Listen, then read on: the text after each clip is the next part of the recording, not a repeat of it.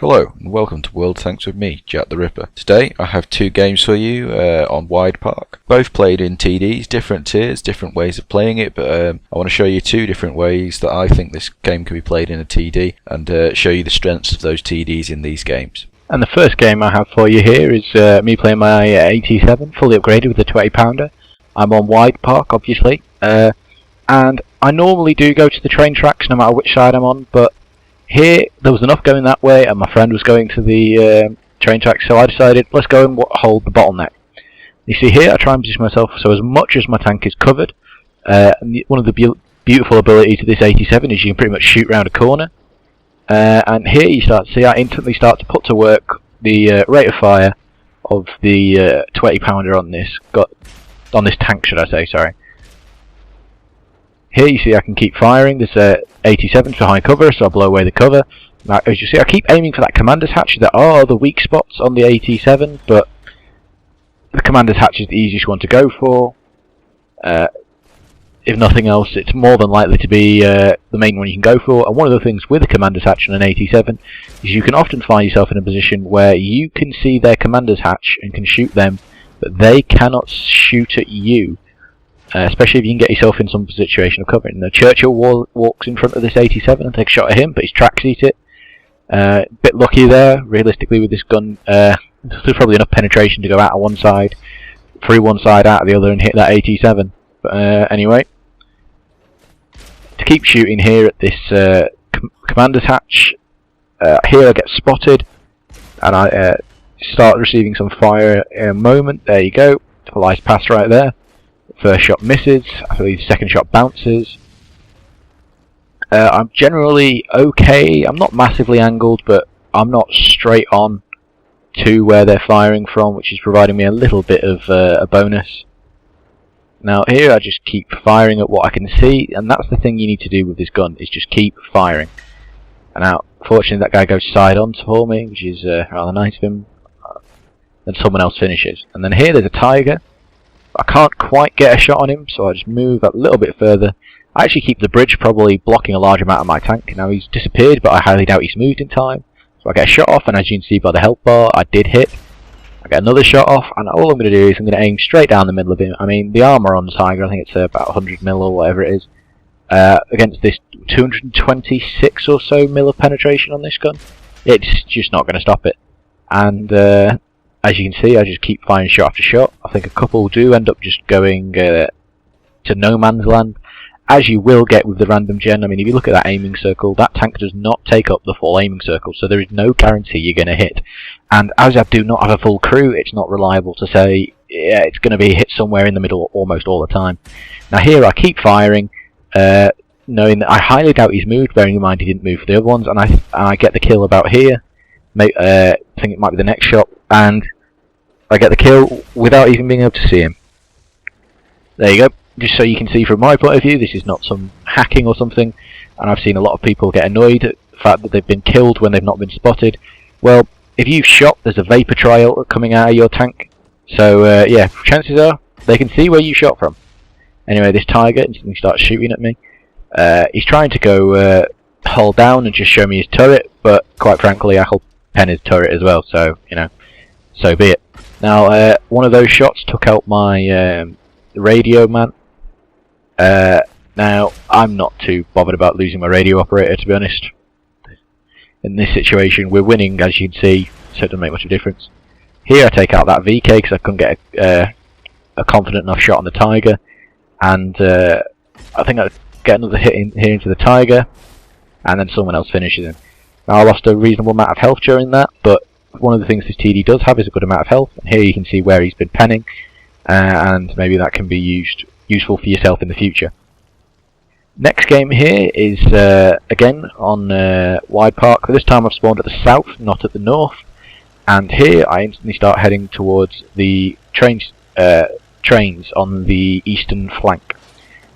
Now, my friend, as you see, who Art of Noise, who I'm platooned up with, he is in his artillery, and one of the best spots for artillery is these hills up here, but it's also one of the most vulnerable because you are so easily spotted. Widepark is 600 meters, I believe, and the view range with binocs of my tank is 454, or what I believe is the maximum basically available. So it doesn't take very much movement before you can start seeing them. And here you'll see there's a T32 here, and I aim my shot, take my shot, and it goes wide, and I hit there. But I think Art, actually, as you'll see, hit him very nicely, takes up a nice amount of his health. But then there's a Conqueror, one of their tier 9s, who's pushed through. So I was going to hold the flank, and I say sorry. I tell my friend I'm sorry, but I can't hold it, and I have to drop in to make sure my own team doesn't get flanked. It's all nice and well holding a flank, but if you let someone slip between you and the rest of your team, you could quite easily find that you've done them absolutely no favours by holding that flank in the first place. Now here I'm knocking down a bit of wall, and I'm trying to find a little way of ambushing, if you like, the Conqueror. I know he's around here somewhere, and here he suddenly appears. The shot did have an aim, but do some tracking damage, and now I know he struggles to pen anything but my lower plate. So I instantly get as close as I can. I've got another shot to fire. I get close in. I aim for the tracks. I do more tracking damage, but don't do any damage.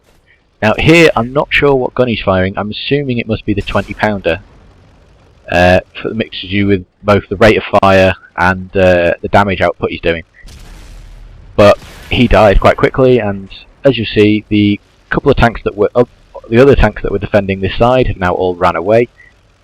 Now I'm on an okay amount of health. It's not bad. I mean, I'm just over 2/3 of my health left. So I'm in what would seem like a good position, but as far as I can only see, there's only a few tanks. Get a nice damage roll on that Black Prince. As much as he's got good frontal armour, it ain't going to do a single thing against this gun from this Jagdtiger. And all of a sudden, here rolls up a Jagdpanther 2, fully upgraded. I get a nice shot into him. Okay damage roll. I tend to find with this Jagdtiger you get such a mix of damage rolls, but the gun he's got is a 128. It's not as big as the one on my tank, but it's still going to pen me, as you saw, leaving me on low health. I'm now in a situation where I've spotted several tanks. And I'm massively outnumbered, although I do have my friend Art backing me up with RT, and there's a couple of tanks who appear like this M103. And the M103's come up for some support, which is rather nice, and here you'll see there's a Tiger and a Black Prince. The Tiger, I think, well aware that he's not going to penetrate me, starts firing high explosive, which is a surprisingly good method. If you don't know you can't penetrate someone, you may as well do some damage to them. And HE especially, if you just get a lucky shot and take out a weak spot or something along those sort of lines, you'll find that you do a lot of module and crew damage. Now that Tiger is taken care of, and over here, so I move over here to see what we're still dealing with. Get a shot into that Black Prince. I think I track him, and he tries to get a shot off into me, but his shot misses. Now I was going to shoot him again, but this Jagdpanther moves back into his way. I get a nice shot into him. Low damage, but a gun out of the game is a gun out of the game, and I'm happy he's no longer in the game, put it that way. And then here there's a Black Prince who's feeling safe and snug on the other side of a very easily destructible wall. I get through, put a shot through his side, track him. I think at the same time he was hit by my mate Art again in his artillery. Absolutely lethal with that, the American arty there, Art. We call him Art because of his name, Art of Noise, not because of the fact that he plays artillery, which he does. And then that's pretty much that game won. Well, yeah, again, I'd like to thank you for watching this video. Got a few things to talk to you about before I finish this video. First of all, I am further into what I intend on doing with the competition. I'm still not 100% sure what I'm going to do, but I do have some prizes lined up. I'm getting some avatar items and codes for those items from Wargaming, which is very nice of them. I've got £30 in three £10 gift cards for well, not Microsoft points anymore, is it? It's just money, gift cards. This would allow you to buy the cheaper package, I think it's $9.99 gold, which you can then use however you want. You can use that for some premium time. You can use that for converting free XP if you really want to, creating silver, although I think that's probably a bit of a waste. If you are American and it doesn't work, then what I might do is I will either get more of them and increase the amount of prizes being given, or I will just use the £10 equivalent one myself and buy you a American one which I can get online. So there is that. Another thing I would like to speak to you about, and this one's a bit quickly, a guy called Magpols. Some of you may have seen him around the battlefield. He has started a Twitter account, and this Twitter is purely to help everyone out. I can't remember the name of the account off the top of my head, but I will post a link to it in, or add it into the video as a annotation. Basically, if you are looking for a clan, you want to join a clan, he'll retweet you. If you are looking to platoon, he'll retweet you. If you're just looking for some new people to meet and you're into World Tanks, he'll retweet you.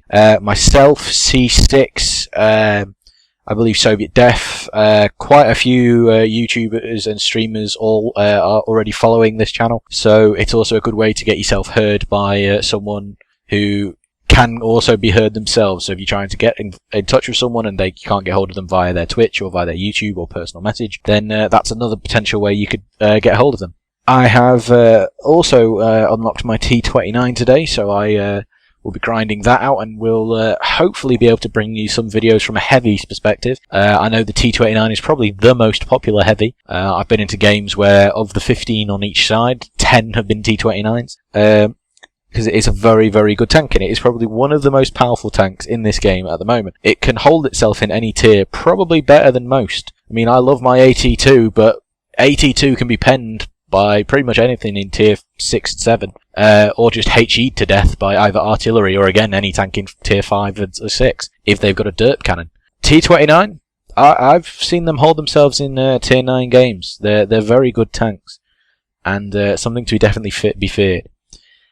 Anyway, to end this video, I'd just like to say, if anyone does have any ideas on something that would be a good thing to do for the competition, please let me know. I'm willing to listen to any suggestions. And yeah, like and subscribe if you've enjoyed this video, and I'll see you in the next one.